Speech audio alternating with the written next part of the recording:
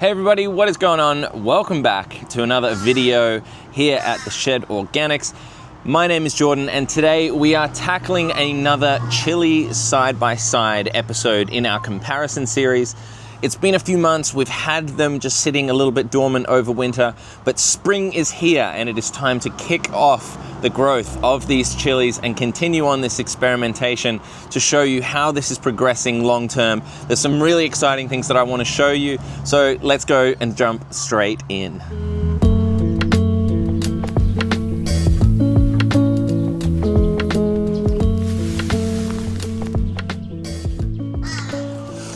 As I said, it's been a couple of months in between checking in with our chili plants, and now there was a good reason for that.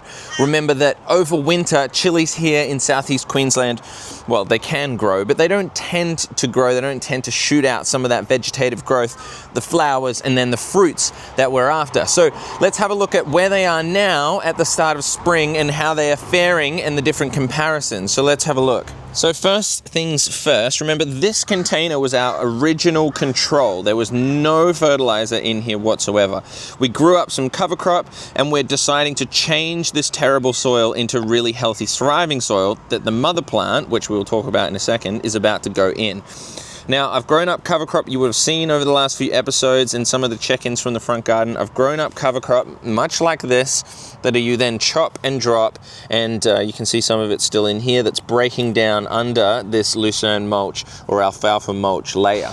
Now, this is the mother plant in question, and honestly, look, there's no doubt whatsoever that this is in just terrible, terrible shape. You can see the curling of these leaves. It's doing this really weird deforming kind of thing.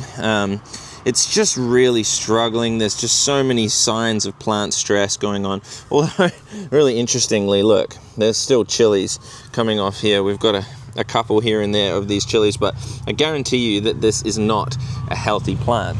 The reason being is that, you can even see these little suckers starting to shoot up from underneath. The reason being is this pot is far too small. You can see all of the roots up the top, the feeder roots that have just run out of room, they've run out of food, so it's time to move this into that other pot just over there. I'm going to be cutting it back, cut back the root ball, and we're going to plant it over into that pot there, and hopefully we're going to bring this back to life and have it really, really thriving and show you how you can turn things around from a pretty dire looking situation. So let's just pop that up on top of there for now. So you can already see like the size of that container compared to this one. It's not that much bigger, but we're going to cut the root system back, cut this right back. We're going to improve the biology in the soil and get it looking good. Now, next cab off the rank is the NPK fertilizer here, or as I've called it, the sick NPK, because the basic came off. So this, well, I've just broken it again, look, so it's just NPK. This one in particular is interesting, right? It's doing okay. It also initially shot out of the gate with much more growth. You can see a big chili on here as well. This is really interesting. That's just started to come out. We had a couple of flowers early on in the spring. There's new growth starting to come out here as well. But look at the difference. We can still see this really dark, very stressed looking leaves, leaf curl, this type of thing, heat stress, even just fungal stress, disease stress. It's hard to know exactly all the time what is going on with these, but we know that this doesn't have the biology in the soil. Can we check the soil? It doesn't have very much life in there. There's some roots from the chili which are starting to make their way up to the top, trying to find some food, which is great.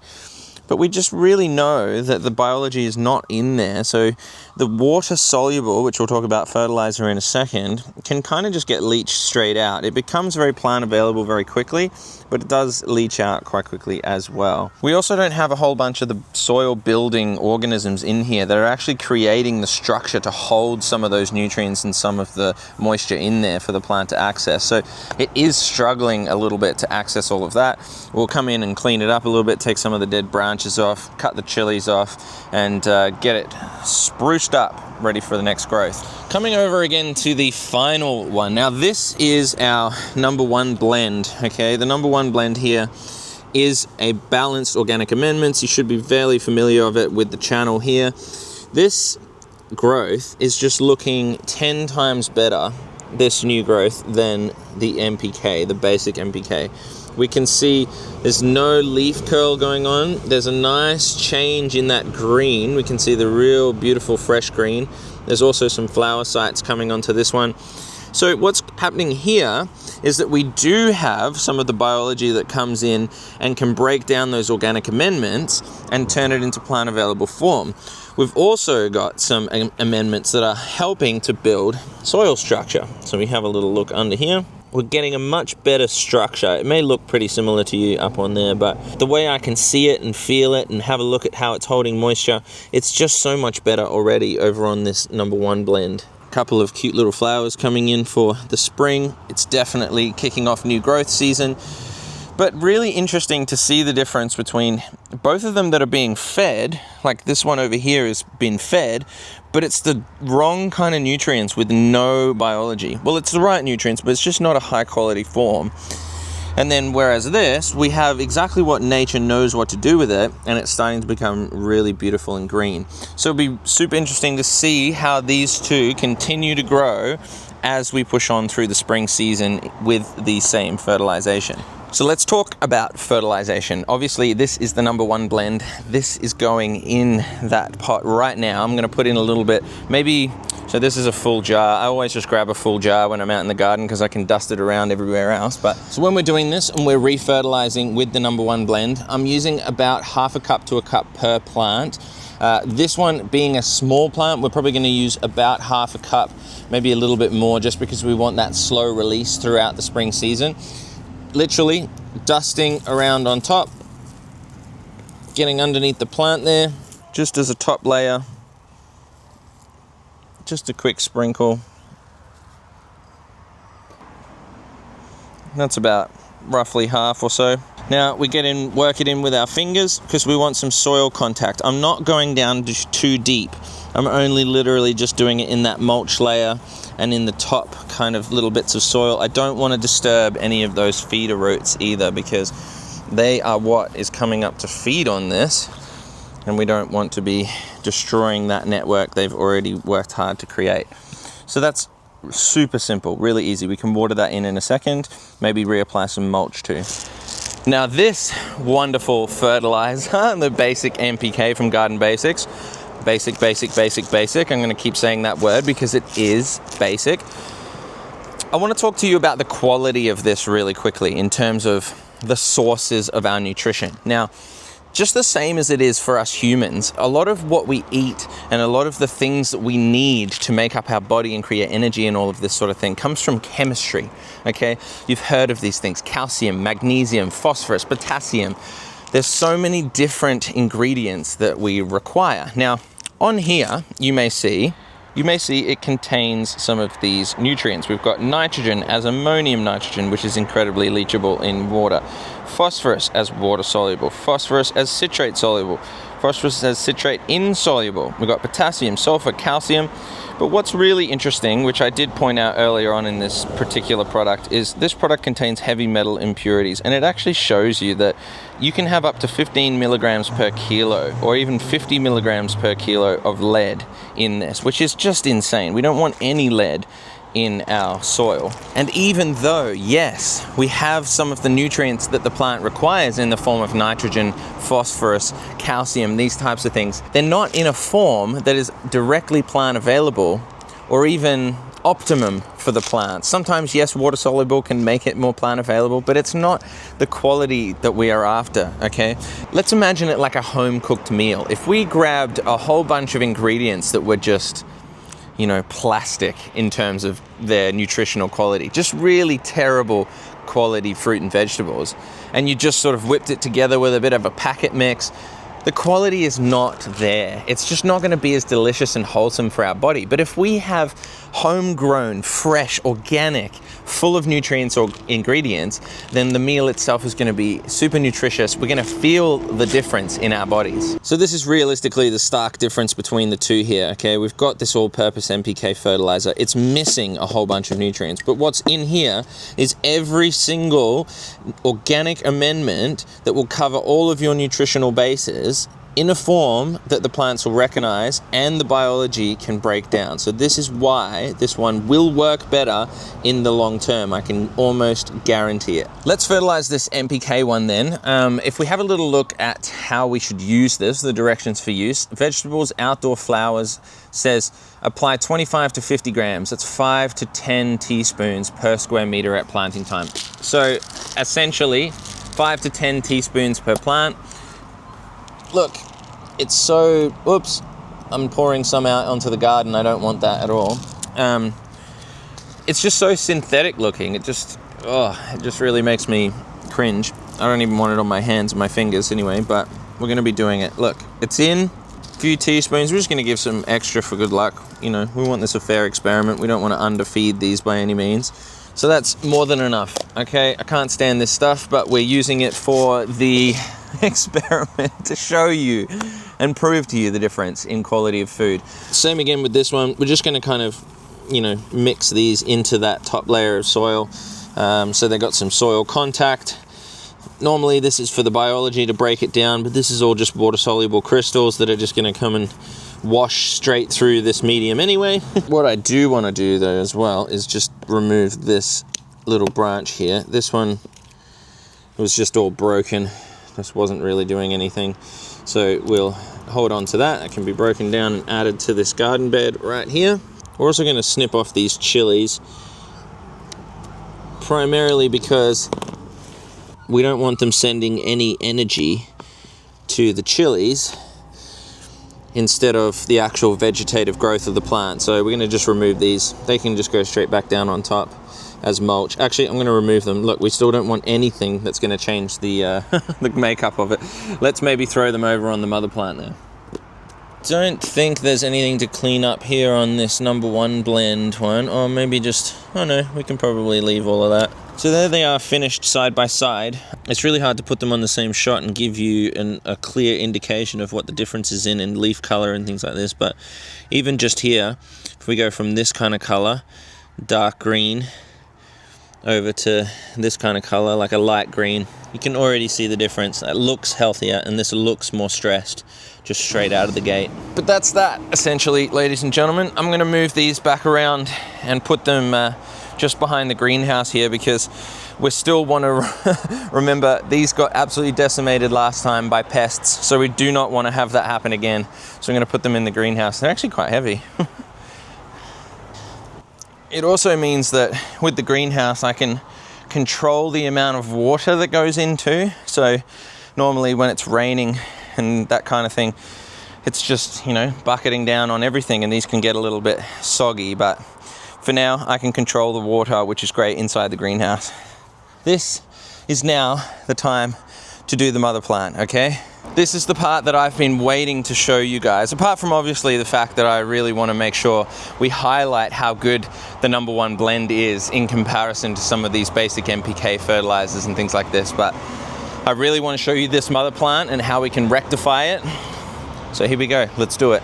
As with any plant, when we reach a stage of the plant becoming too big for its container, we're kind of stuck. We're at a crossroads basically. Do we up pot that plant, or do we trim it right back, allow some of those roots to prune themselves and bring it right back, and then try and contain it as it is in the pot? Realistically, I could have contained this in the pot if I somewhat bonsai'd the tree, kept, you know, cutting it right back, but we did let it get quite massive, if you remember. Maybe I can lay over a clip of what it looked like initially, but it did get quite big with lots of chilies on it, and it was wonderfully healthy for a while.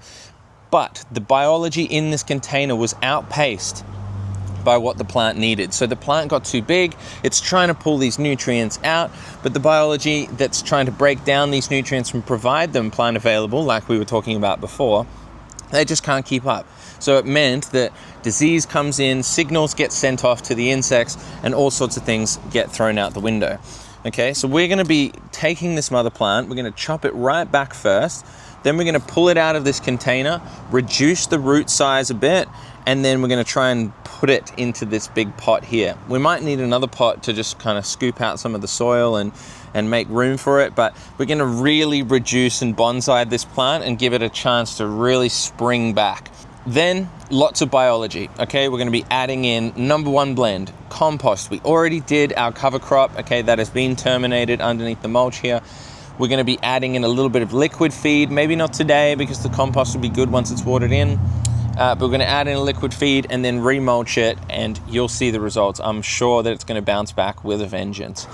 So just looking at this plant now, you can see all of this, as we spoke about before, is just terrible. So what I'm gonna do is come right back. We're gonna almost go back to a two-pronged attack.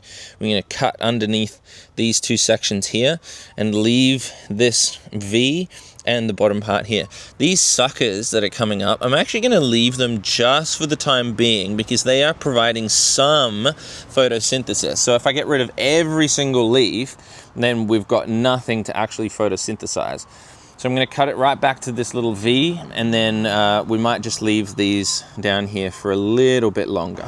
Sharp secateurs, as always, we're just gonna go right underneath. I also like to do an angled cut, if that makes sense. So oh, look at that, woohoo! So on the angled cut, I can show you in a second, the angle actually makes it so that the water, when it rains on there, is not gonna sit on top of this flat edge and cause rotting. It's actually gonna slide off there, and we're not gonna have any pooling water on the top there. Same on this other one, nice diagonal clean cut. All of this is going in the compost. So let me go and do that quickly now. All right, and I brought this little tray back so that we can use it for some soil, so we can just add the soil to that, which will be nice and easy. This is just a fabric bag. Sometimes your fabric bags and things will, you'll have little Velcro bits where you can pull them off, especially on the smaller pots. But this one doesn't have it. It's just like a fully contained pot. Because we're disturbing the soil on purpose and because we're reducing the root ball size, I can actually be a little bit rougher than I normally would when up potting. We normally want to minimize any kind of transplant damage.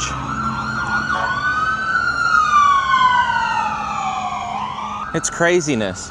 I swear this street is like, polar opposites on the other side of this fence. It's like chaos and just, constant sirens and life going on out there.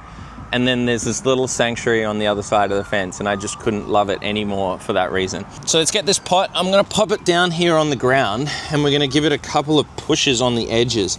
So you sort of just push, bring it round, push, bring it round, push. And what that's doing is separating it from the edge of the pot. Now I'm gonna put it over this little saucer, start pouring and pulling, gently working this out.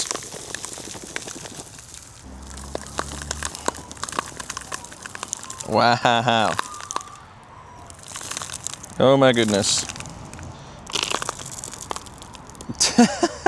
There's so much already falling off this. Let me spin it around for a sec. So there are roots everywhere. This is kind of like a matted ball of roots. So it did kind of all fall apart, which was really interesting. Even though like there's lots of roots in there, there's still kind of plenty of room, but it was being outpaced in terms of the biology in there. Even look at that healthy soil with the roots in there. Looks really, really good. But it's a bit dry, it's a bit dead. It's plenty of roots still, but we're gonna cut it all the way back and just kind of shave back to a smaller, more central root ball. Man, I'm really starting to notice the heat actually turning up, especially out here in the front garden. It's like full sun most of the day, so it's a little bit hectic. So first things first that you can do with these is so easy, is just shake. You can see, look at all the soil that's just falling off. And you can kind of tease it away with your hands. Watch it all fall down.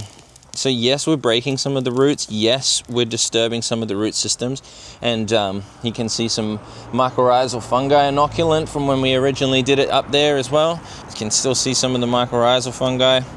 This network, see, it's quite big. I'm gonna just tear off a bunch of these roots down the bottom. There we go, so all of those can go. Again, shake, shake, shake, tease, rip. This feels so barbaric to what I'm normally used to doing, like just leaving it. Whoops, and I've already broken off 2 of the suckers off the bottom, so we've only got 1 little sucker left, 1 little baby. But we're fixing this so that this can be better. That is much more manageable. We can see it's got a little root ball, we've got a little stem, and it's ready to roll. And all this leftover soil too from this. This will have some really nice inoculum in it still, some spores, some life. Even though it was outpaced, even though it couldn't keep up, we don't want to discard this. This is not simply for the rubbish bin. It may be for the compost, but because I've got some holes in the garden from a little critter that's come in, I'm going to just be filling these little holes, and we can repurpose this for all sorts of different mediums. Now, a couple of things when we're going to be planting up into this pot. Obviously, we reduced it. We made it a lot smaller. This soil, remember, came from that really basic potting mix. We were trying to improve it as best we can before the plant goes in, but it still needs some improvement. There's going to be some biology in here. There's going to be some nutrients already, but we want to add some things to it as well as we go. I'm going to do that in the form of a top dress. You're not going to mix anything around. I want to do minimal disturbance to this soil already, seeing as we kind of left it and did its thing for a little bit, trying to build that soil health over winter. So we're going to leave it as best we can, carve out a little place in the middle, drop in our chili mother plant, tuck it in, and we're going to add in a couple of amendments and water it in nicely so that it's ready to shoot off with new growth. First things first, nice layer of mulch that's going to come back. This is a thick layer of lucerne mulch on top of the cover crop. The cover crop's still dying off on here as well, so some of that I may be pulling up in here as well. You can see, look, some of this is all still breaking down as part of the top there, so we don't have to fully remove it. We're just kind of peeling it apart, so we've got a section here in the middle. What's really interesting, let me have a little look, see if I can show you. Let me reach in and pull out some of this soil from the middle here and show you the quality of what it looks like. Remember, this soil used to be our terrible potting mix. It's a lot finer already. It's a lot more glued together, even though this is a little bit dry, I will admit. It's a lot more glued together, and there's life in there, there's roots in there, which is great. We're starting to turn the corner. It's not completely there yet, but we're nearly there, which is really, really cool and exciting. So we're off to a great start. Let's peel a hole in the middle, just using my hands, okay? Always want to use your hands. We don't want to bury this too deep either, because we're going to be building up the soil level with mulch and all sorts of things on top and cover crop. It builds that top layer. As long as we're not leaching any out the bottom of the pot, it's going to build that top layer. Well, look at all this. I'm going to go straight in. Is it going to fit? Beautiful, wonderful. But before we put that in, we need to get a little bit more inoculum for our mycorrhizal. Beautiful mycorrhizal. We'll also use some of this. So in the base, I don't normally do this a huge amount, but I'm going to sprinkle some of our #1 blend just down the bottom there, just a little bit into the bottom of the hole, just providing some extra nutrients whilst it's down there. I'm going to do the same with the Morpheus blend compost, just a little sprinkle into the bottom of the hole as well to provide some extra nutrition. Now that we've got our inoculum here, remember this is the one from Nourish Me Organics, but you can get so many different versions of this mycorrhizal inoculant. It's just the best. It's just a simple powder. It's got some trichoderma species in there as well, but it's building all of this root network, and I'm sprinkling it through the roots here as well. I'm just trying to get some contact in all of those root systems, and down the bottom of the planting hole as well. You can kind of dust it all over. But this is the perfect inoculum for a root system. Remember, our mycorrhizal fungi connect to the root systems of the plants, okay? They insert themselves both into the roots and out and around the roots, and they extend the root network out into the soil, helping it to go and extend and reach nutrients and bring resources back to the plant, which is just incredible. So hugely important species also for building our soil structure. They're very much responsible for the crumb-like structure that we're after. So let's push this in. It seems fairly well planted in there now. Look, that tiny little sucker is the only one hanging on. Again, a little bit more #1 blend over the top, just sprinkling around. We're not going too crazy heavy with this one.